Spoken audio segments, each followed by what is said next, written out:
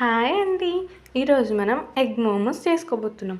మీలో ఎంతమంది మోమోస్ తిన్నారు? ఒకవేళ తినకపోతే ఇప్పుడే ట్రై చేసేయండి.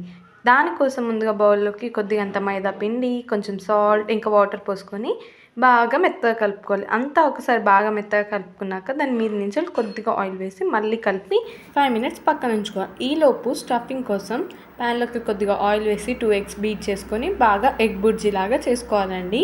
చూడండి, వీడియోలో చూపిస్తున్నంత విధంగా ఫ్రై అయితే చాలు. తర్వాత అదే ప్యాన్లోకి మరింత ఆయిల్ వేసుకొని చాప్ చేసుకున్న జింజర్, వెల్లుల్లి కూడా వేసి పచ్చిమిర్చి వేసి ఆనియన్స్ కూడా వేసుకొని ఫ్రై చేసుకోవాలి. ఆనియన్స్ 50% వేయాక అందులో కొద్దిగా సాల్ట్, పసుపు, చిల్లీ ఫ్లేక్స్ కూడా వేసుకొని బాగా ఫ్రై చేసుకోవాలి. నెక్స్ట్ మనం ముందుగానే ఫ్రై చేసుకున్న ఎగ్స్ కూడా వేసుకొని కలుపుకోవాలి. మనం ముందుగానే ప్రిపేర్ చేసుకున్న మైదా పిండిని మళ్ళీ ఒకసారి కలుపుకొని మళ్ళీ కొద్దిగంత ఆయిల్ వేసి కలుపుకున్నాక చపాతీలాగా ఒత్తుకోవాలి. వీడియోలో చూపిస్తున్నట్టు చేసుకుని మనకు అంత మందం అయితే సరిపోతుంది. మరీ పల్చగా అయితే మనం యాడ్ చేసుకునే స్టఫింగ్ బయటకు వచ్చేస్తుంది అనమాట. ఇలా ఇంత మందం ఒత్తుకున్నాక మనం స్టఫింగ్ యాడ్ చేసి వీడియోలో చూపిస్తున్నంత విధంగా ఫోల్డ్ చేసుకోవాలి. అంతే అండి, మన మోమోస్ రెడీ.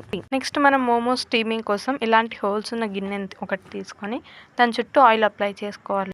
మనం ముందుగానే వాటర్ని బాయిల్ చేసుకొని ఈ ఆయిల్ అప్లై చేసుకున్న హోల్స్ ఉన్న గిన్నెని దాని మీద పెట్టి మనం ప్రిపేర్ చేసుకున్నాం కదా మోమోస్, అవి పెట్టి స్టీమ్ చేసుకోవాలండి. ఒక 10 మినిట్స్ స్టీమ్ చేసుకుంటే చాలు. చూడండి, ఇలా కలర్ చేంజ్ అవుతుంది కదా. మీరు కావాలంటే రివర్స్ చేసి కూడా స్టీమ్ చేసుకోవచ్చు.